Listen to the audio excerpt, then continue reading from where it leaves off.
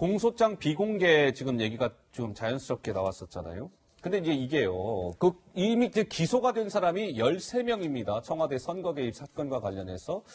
김 기자, 우리가 좀 기억을 되살려 봅시다. 이 기소된 사람들이 펄쩍 뛴 적이 있었잖아요. 그렇습니다. 기소된 사람들 중에 청와대 핵심 참모진이었던 3인방이 변호인들을 통해서 반박 입장을 낸 바가 있습니다. 봅시다. 내용을 살펴보면요. 공교롭게도 그날은 지난 11일 추미애 장관이 기자간담회를 했던 날이었는데요. 공소장은 검찰의 정치 선언문이다. 또 주관적인 의견서다. 추측과 예단으로 범벅이 됐다. 이렇게 비판하면서 의혹에 대해서는 전면 부인한 바 있습니다. 그랬죠. 여러분들 이제 시청자 여러분들 기억을 상기시켜드리기 위해서 조금 지난 그래픽이지만 김 기자가 친절하게 설명을 해 올린 거고 그래픽 넘겨주세요.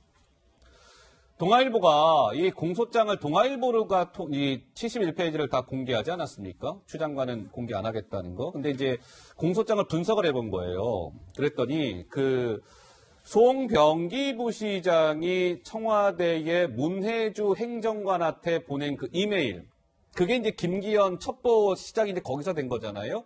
송병기 부시장이 문혜주 행정관한테 김기현 관련 첩보를 줬고 그것이 청와대 내에서 다 가공이 됐고 손이 많이 탔고 그게 경찰청 또 울산청까지 하달됐다. 이게 이제 검찰의 판단인 것이잖아요. 그래서 송초록 캠프 관계자가 제공한 첩보 청에서 편집했다. 청와대에서. 이건 이제 확실한 증거다. 검찰은 이렇게 보고 있다는 것이고 송병기 부시장의 업무 수첩에 엄청나게 많은 내용이 적혀져 있었는데 그 메모 내용과 검찰이 수사를 해보니까 그 메모 내용과 수사 결과가 일치하더라. 그러니까 이것은 굉장히 흔들릴 수 없는 증거를 검찰이 확보한 것 아닐까? 이게 이제 동아일보의 좀 판단인 것 같아요. 공소장을 분석해보니까. 그래서 검찰에서는 그 기소된 사람들이 주관적 추측이라고요. 이 공소장과 관련해서 이렇게 주장하고 있는 것과 관련해서 재판에서 유죄를 입증할 겁니다. 이런 자신감을 보였다는 거죠. 배승희 변호사 손 드셨네요. 예.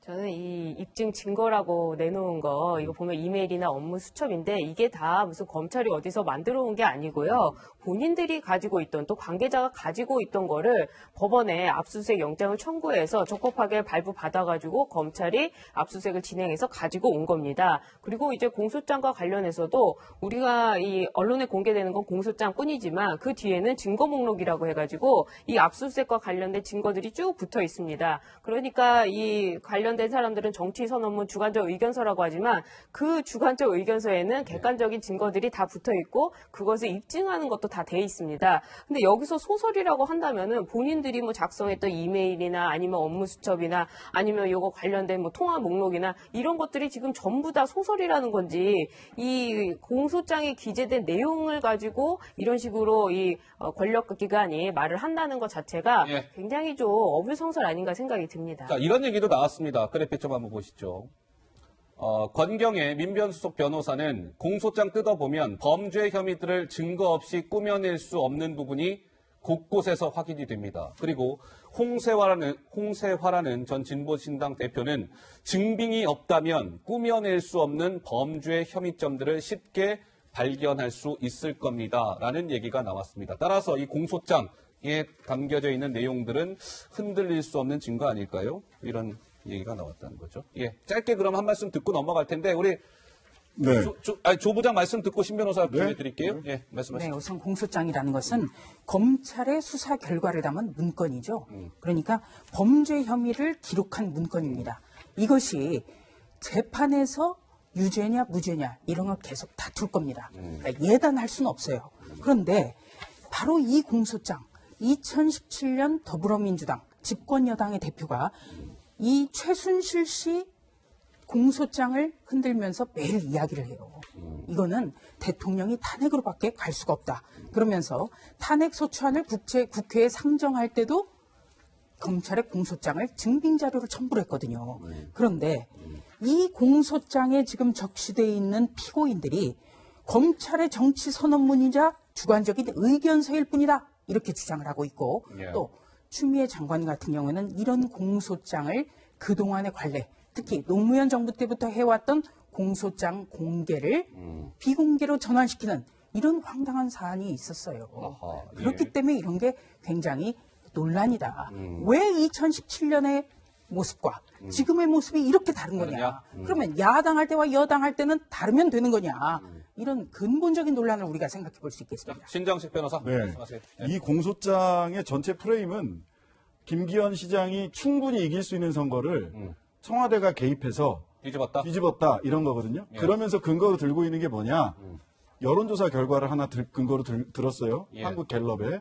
근데 그 여론조사 결과가 울주군 상황만 딱 하나 끄집어내서 들었는데 마치 그걸 울산 전체 상황인 것처럼 공소장에 기재되어 있습니다. 예. 그리고 전체 선거 전후에서 12번의 여론조사가 있었는데요. 딱 2번 김기현 후보가 이겼거든요. 예. 그러니까 공소장의 전체 프레임을 뒷받침하고 있는 게 울주군 여론조사 결과 하나밖에 없어요. 알겠습니다. 이것이 저는 이게 소설에 가까운 거 아닌가? 이 사실관계를 이렇게 왜곡해서 써도 되나?라는 질문을 던지지 않을 수 없습니다. 아니, 사실관계가 법정에서 한번 제가 뭐 다퉈봐야 되겠죠. 질문하고 싶은 게 예. 있는데 아니, 사실관계를 어떻게 알고 이 공소장이 틀렸다고 지금 말할 수가 있습니까? 아니, 여론조사 왜냐하면 결과를 제가 먼저 말씀드리잖아요. 말씀을 드릴게요. 여론조사 다른 게 결과 아니라 다 이 나와요. 공소장과 관련해가지고 지금 정치적인 허구다. 그리고 무리한 수사였다. 계속 이렇게 말씀을 하시는데 그런 무리한 수사가 되고 공소장이 잘못된다면 재판 결과가 나와봐야 아는 것이고 이 부분에 대해서 말씀하시는 것도 좀 저는 결국에는 재판 결과를 기다려봐야지 알 수 있는 건데 뭐가 잠시만요. 됐든 간에 공소장에 대한 평가는 자. 본인들이 주장하시는 대로 그 재판 결과를 보고 아니, 말을 해야 잠시만요. 되는 것이죠. 제가 지금 그래서 딴 얘기를 한 게 아니고 여론조사 결과 이거는 다 12개 여론조사 결과가 전부 다 공개돼 있어요. 그 여론조사 결과를 한번 확인해 보세요. 울주군 결과만 가지고 딱 하나 인용했습니다. 예. 됐죠? 저는 사실만 얘기한 거예요. 예, 여기까지 하고 넘어가겠습니다. 정확히 말씀을 드릴게요. 공소장에는 여론조사가 2개가 인용이 되어 있습니다. 하나는 그 3월 16일 압수수색하기 전에 그게 이제 검찰 공소장에 인용된 것은 울주군, 그죠? 네. 울주군을 상대로 한 것이고 압수수색 이후에 여론조사가 하나 반영이 돼요, 공소장에. 근데 그것은 울산 전체를 두고 한 겁니다. 그러니까 울주만 상대로 한 거, 울산 전체 상대로 한 거, 이게 단순 비교가 안 되는 거 아니냐. 여기에 약간의 좀 문제가 있는 거 아니냐. 이제 이런 문제점을 주신 거죠? 예. 자, 알겠습니다.